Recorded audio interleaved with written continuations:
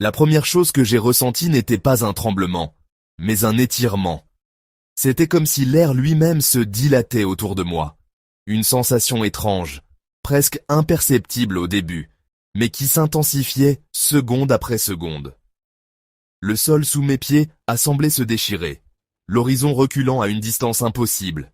Chaque pas devenait plus incertain, comme si la terre elle-même hésitait à me soutenir, et la ligne de l'horizon s'effaçait lentement, avalée par l'immensité.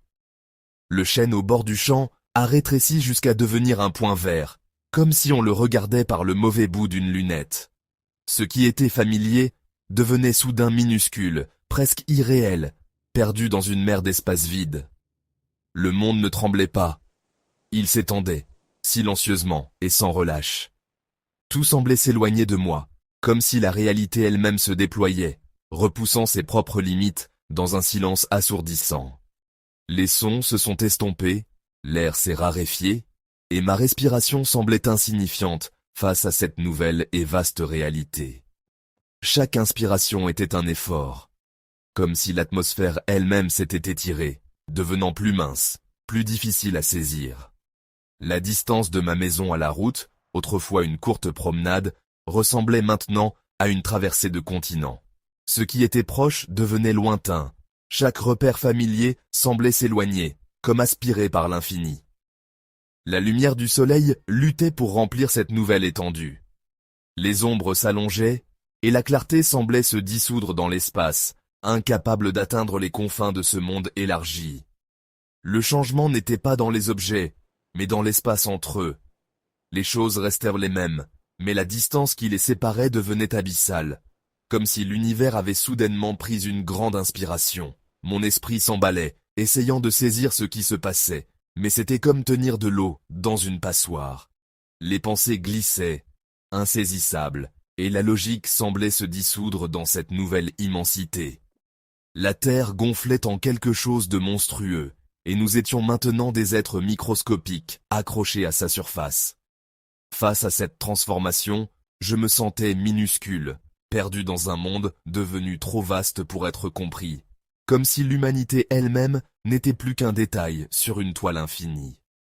Le vertige était existentiel. Face à cette nouvelle réalité, chaque respiration semblait plus profonde, chaque pensée plus lourde. Le monde que nous connaissions, avec ses repères familiers, avait été effacé d'un seul trait. La courbe réconfortante de la Terre a disparu, remplacée par une platitude si absolue qu'on avait l'impression de se tenir au bord de l'infini. L'horizon ne promettait plus de retour, mais s'étirait sans fin, comme une invitation silencieuse à se perdre. Notre sens de l'orientation était brisé. Les montagnes devenaient infranchissables, les océans infranchissables, les frontières naturelles, jadis guides et refuges, étaient désormais des obstacles insurmontables, accentuant notre isolement. L'idée de « tour du monde » devenait absurde, un voyage mythique. Voyager signifiait désormais affronter l'inconnu, sans certitude de retour, comme si chaque pas nous éloignait davantage de tout ce que nous avions aimé. Les gens regardèrent leurs voisins et les voyaient comme s'ils étaient à des kilomètres, séparés par un gouffre spatial. Les liens humains, jadis tissés serrés, semblaient s'effilocher, distendus par l'immensité nouvelle. Les villes devenaient des îles de lumière, isolées dans une mer de ténèbres.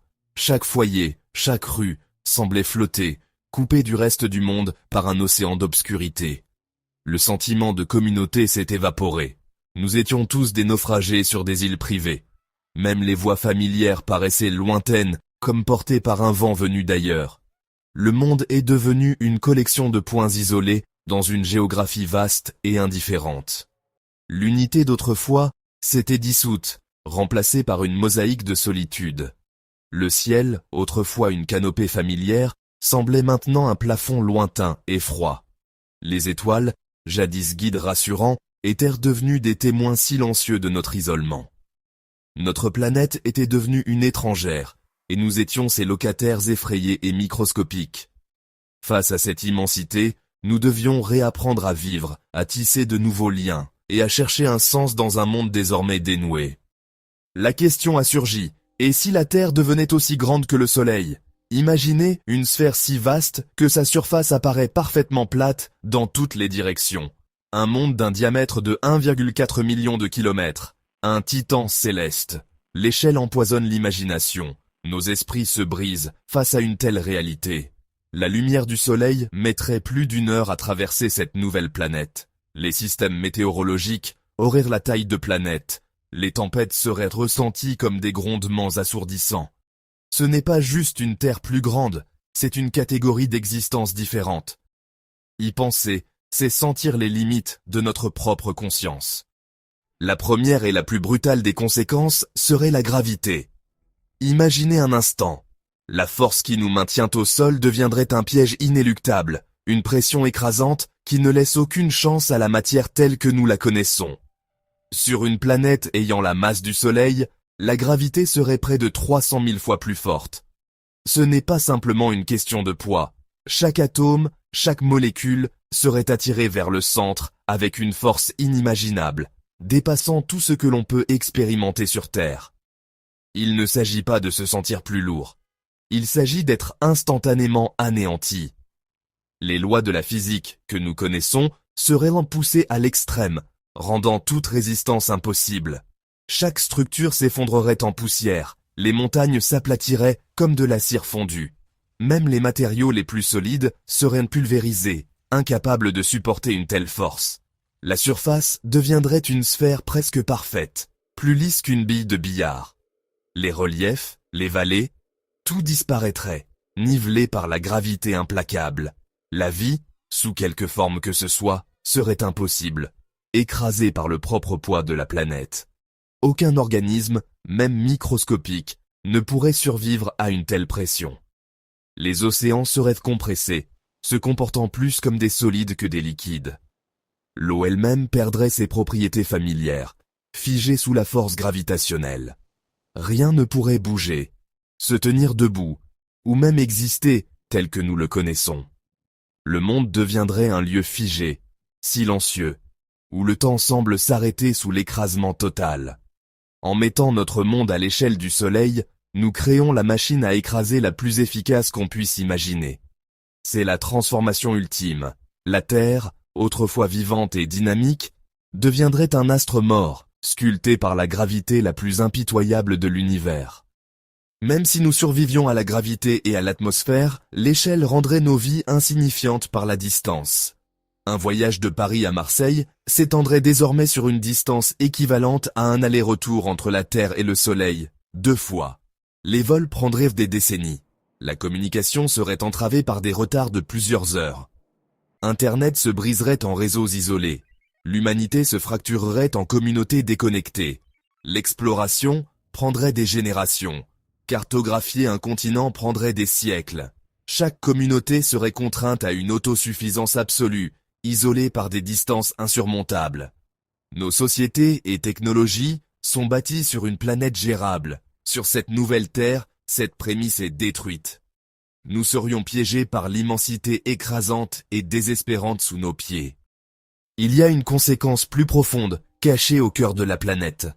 Un objet ayant la masse du Soleil, fait de roches et de fer, ne resterait pas solide longtemps. La pression en son centre déclencherait la fusion nucléaire. Le noyau s'embraserait, libérant une énergie catastrophique et déchirant le monde. La surface, déjà écrasée et surchauffée, serait ravagée par des tremblements stellaires. Des volcans de la taille de pays entreraient en éruption avec du plasma surchauffé. Le monde deviendrait un champ de bataille entre la gravité et la fusion nucléaire. Il existe des seuils dans l'univers. Ajoutez suffisamment de masse, et une planète devient une étoile. Notre Terre-Soleil serait un objet monstrueux et instable, se déchirant lui-même. Cette expérience de pensée mène à une humble révélation.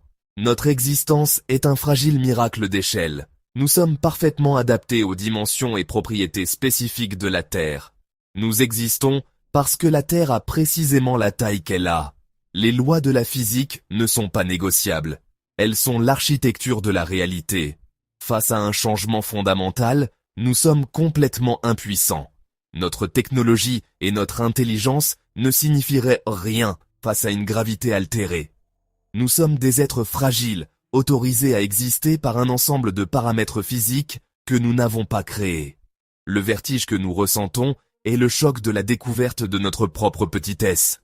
Notre foyer n'est pas une forteresse, mais un canot de sauvetage, parfaitement dimensionné pour son équipage. Nous sommes précaires, temporaires et beaux dans notre fragilité. Au final, ce voyage nous ramène à notre petite terre familière.